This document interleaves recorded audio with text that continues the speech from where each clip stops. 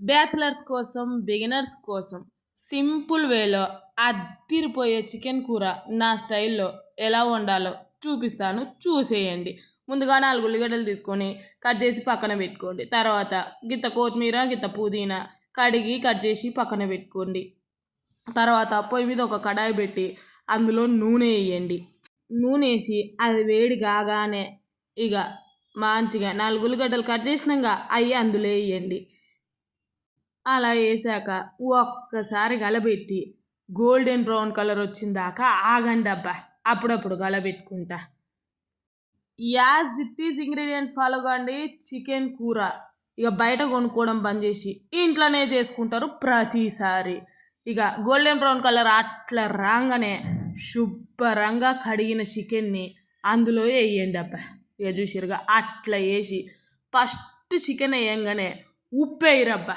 ఉప్పు వేసినాక ఉప్పు ఎందుకు వేయాలంటే ఫస్ట్ చికెన్కి మనం అందులో వేయగానే ఉప్పు వేస్తే ముక్క అనేది ఉప్పును పీల్చుకొని మస్తు జ్యూసీగా ఉంటుంది అబ్బా. తింటప్పుడు హల్వా అంటారుగా అట్లా కరిగిపోద్ది అనమాట. అట్లా వేసి ఒక్క సెకండ్ ఆగి ఇక గలబెట్టరబ్బా. కొంతమంది చికెన్ మటన్ చేస్తే ఇట్లా పీచు సాగినట్టు సాకి ఉడకదు కూర. అట్లా కాకుండా జ్యూసీగా ఉంటుంది అనమాట ఉప్పు వేస్తే. ఇక వేసి కలబెట్టి మూత పెట్టి పక్కన పెట్టి ఇందులో రోల్ ఎందుకు వచ్చింది అంటే మరి టైం లేక ఆకలి ఎక్కువ అయిందనుకోండి, తొందరగా కావాలంటే అట్లా దమ్మిరబ్బా. దమ్మిస్తే పైన బరువు ఉందిగా, తొందరగా ఉడికి తొందరగా కూర అయింది. లొట్టలు వేసుకొని తినొచ్చు చికెన్ని. ఇక అట్లేసి అప్పుడప్పుడు గలబెట్టి చికెన్ ఉడకంగానే ఐస్ క్రీమ్ స్పూన్ తోటి దాని అల్లం వెల్లిపాయ పేస్టు, 1/2 స్పూను పసుపు, 3 స్పూన్ల కారం, 1 స్పూన్ల ధనియాల పొడి, తర్వాత చిటికెడు దాల్చిన చెక్క పొడి, చిటికెడు ఇలాచీ పొడి అన్నీ ఒక్కసారి వేసి కలబెట్టరబ్బా దగ్గరుండి. ఇక మరి చికెన్ ఉడికిందా లేదా ఎట్లా తెలవాలంటే ఒక ముక్క తీసుకొని ప్లేట్లో పెట్టి గంటతోటి ఇట్లా ఒత్తురబ్బా. ఏమంటే దిగితే ఉడికినట్టు. అదే అనమాట టెక్నిక్. ఇక అట్లా వేసినాక మనం కడిగి పెట్టుకున్న కొత్తిమీర పుదీనాను కూడా వేసి ఒక్కసారి కలబెట్టరబ్బా.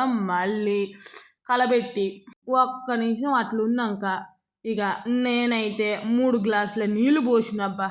చికెన్ గ్రేవీ కర్రీ కదా అందుకనమాట. అట్లా పోసినాక చికెనే కాకుండా మంచి ఫుడీస్ అయితే అందులో అట్లా ఉడకబెట్టిన గుడ్లను వేసుకుంటే కూర తింటప్పుడు సూపర్ ఉంటుంది అబ్బా. గుడ్డు ఫ్లేవర్ అంతా అందులోకి దిగి ఇక అట్లా వేసుకున్నాక కొద్దిసేపు మసలంగానే అప్పుడప్పుడు గలబెట్టి దింపుడే అబ్బా. అదే కూర సూపర్ ఉంటుంది టేస్ట్.